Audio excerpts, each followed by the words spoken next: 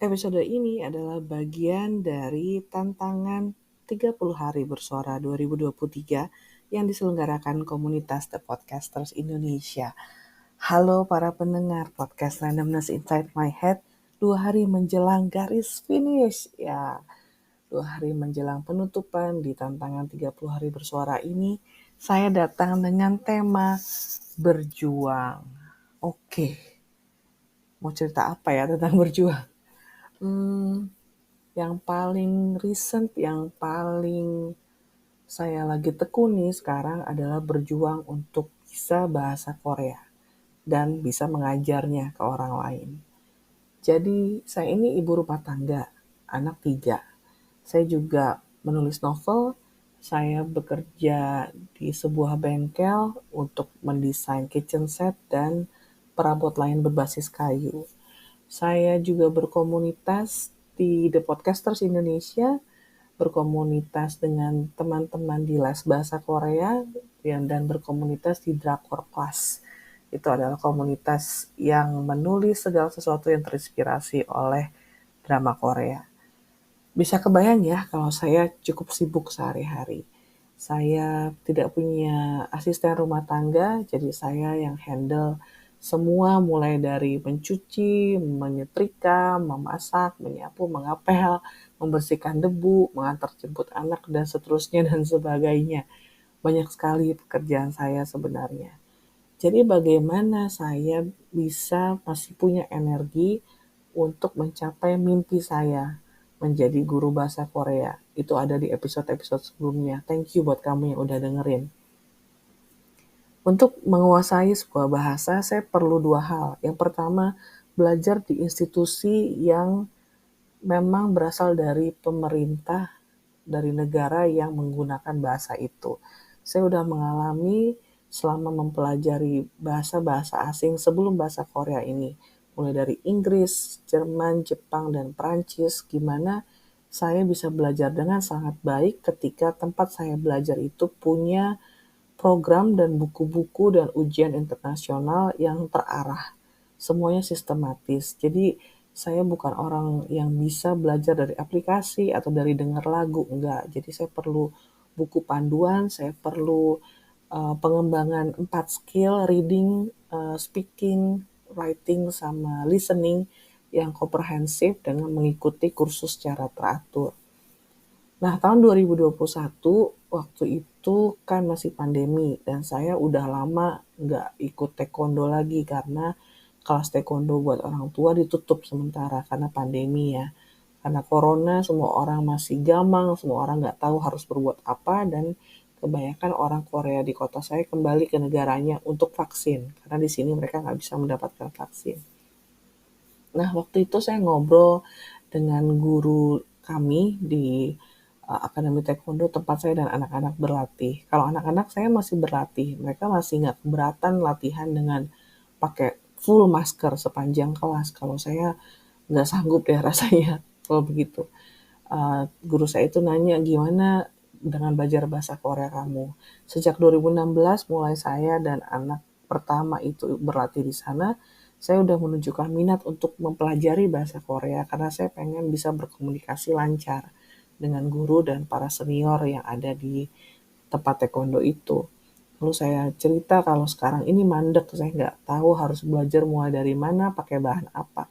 Lalu dia menyarankan King Sejong Institute karena dia udah orang lama di sini kan, udah sekitar 30 tahun dan kesini pun Sabomnim itu sebutan untuk guru taekwondo kami, itu membawa bendera Kukiwon. Kukiwon itu headquarter-nya taekwondo lah. Jadi kalau World Taekwondo itu seperti World Federation dan Kukiwon itu aliran paling majornya di sana.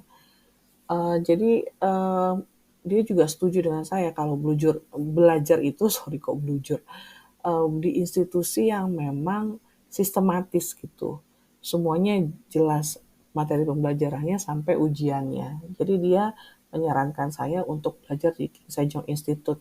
Nah, kebetulan waktu itu saya dan teman-teman dari Drakor Class baru saja mengisi acara di KCC, di Korean Cultural Center Indonesia, tentang drama Korea.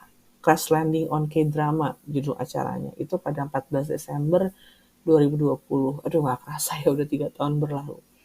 Terus saya lihat KCC membuka kelas bahasa Korea dan dulu banget adik saya pernah ikut yang masih offline ya. Setiap Sabtu dia les gitu 4 jam satu sesi kelas kalau kelas Sabtu itu.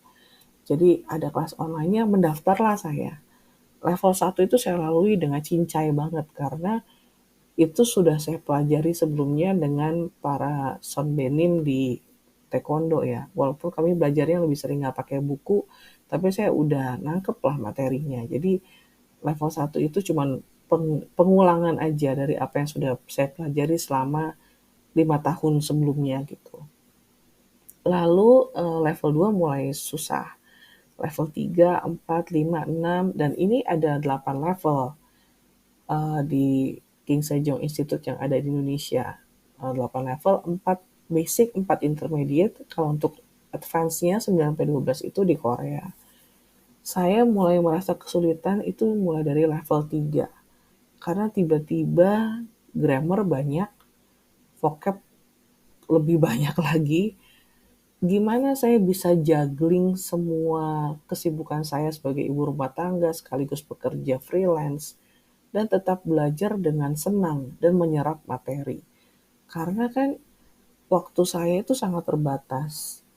Waktu masih pandemi, saya masih bisa belajar dengan nyaman di rumah karena anak-anak semua di rumah. Itu 2021 kan. Nah, begitu 2022 apalagi di semester 2. Berarti saya waktu itu level 4 di King Sejong Institute. Itu udah mulai ke sekolah, tapi bergantian. Jadi anak saya ke sekolah setiap tanggal ganjil atau tanggal genap, diatur begitulah pokoknya. Jadi saya punya kesulitan baru yaitu bagaimana mencari waktu untuk belajar. Kalau misalnya anak-anak sekolah, saya yakin saya punya waktu untuk belajar selama mereka ada di sekolah. Tapi kan ada kerjaan rumah tangga gitu yang menanti. Jadi gimana saya harus balance semua itu, rumah tetap keurus, tapi saya masih bisa belajar. Di situ saya mulai merasa sangat berjuang, mulai level 4. Kebetulan waktu saya mulai level 4 itu, 3 anak saya, tiga-tiganya udah sekolah. Jadi waktu saya mulai belajar tahun 2021, anak saya yang ketiga itu masih usia 2 tahun mau 3 tahun. Kami menunda dia masuk TK karena ya percuma juga TK online ya, yang ada kan mamanya yang ikut Zoom. Males banget kayak gitu. Jadi kami menunggu sampai situasi membaik karena corona dan kebetulan usianya pas untuk masuk TKA waktu itu. Jadi 2 tahun menjelang SD pada tahun 2022. Kesibukan saya mengantar jemput udah untuk 3 anak. Lalu saya masih harus beberes rumah, memasak, belanja kebutuhan rumah tangga juga, sampai bayar tagihan segala macam. Di sela-sela mengurus mereka, meluangkan waktu untuk mereka, menemani mereka belajar dan segala macam. Jadi waktu untuk sayanya kapan gitu? Disitulah saya mulai sangat berjuang karena saya benar-benar harus memanfaatkan waktu yang sedikit untuk bisa mencapai hasil yang maksimal. Mulai tahun 2022 semester 4, saya merekam materi yang saya pelajari di kelas. Jadi saya ucapkan lagi gitu, saya omongin dan rekaman itu saya dengar di mobil sambil nyetir. Atau kalau saya lagi bosen dengan suara saya sendiri, seringnya sih begitu ya, saya menyetel YouTube, mendengarkan kembali video pembelajaran yang sama dengan yang saya pernah pelajari di kelas atau untuk pelajaran yang berikutnya. Waktu sedikit mungkin tuh di-squeeze supaya saya bisa tetap belajar, tetap menikmati masa-masa ini untuk pengembangan diri saya, tapi hal yang lain yang menjadi tanggung jawab utama saya itu tidak terbengkalai. Begitulah perjuangan saya. Mulai dari bangun, mengurus keluarga, begitu mereka ke sekolah, saya atur berapa menit saya boleh belajar, berapa menit saya harus mengurus rumah, berapa menit saya udah harus berangkat lagi, dan di sela-sela anak pertama, kedua, ketiga pulang kan ada jeda 2-3 jam, itu saya manfaatkan betul untuk belajar ketika anak yang ada sama saya di rumah itu sedang beraktivitas yang lain. Jadi kami membuat ada waktunya mama belajar dan kamu sama-sama belajar gitu supaya mereka lihat bahwa mamanya juga masih mengisi diri dengan ilmu walaupun sudah tua begini. Terus apalagi ya perjuangan saya? Iya, selain bisa belajar ketika anak-anak di sekolah, saya bisa belajar hanya ketika seisi rumah udah tidur. Oleh karena itu, waktu tidur saya pun jadi berkurang. Yang tadinya bisa tidur jam 10, karena saya belajar, saya harus menghafal vocab, saya harus melatih grammar, saya jadi tidur jam 11 atau jam 12. Cara terbaik untuk melatih apa yang sudah saya pelajari adalah dengan menulis. Jadi saya banyak banget menulis.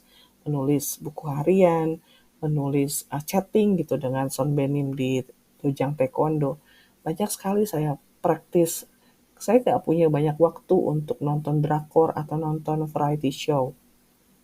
Kata orang, dan menurut saya ini benar ya, cara salah satu cara terbaik untuk belajar bahasa Korea adalah dengan nonton variety show. Karena kalau kita udah bisa Hangul, udah bisa baca tulisnya, di setiap variety show itu ada running text, ada subtitle.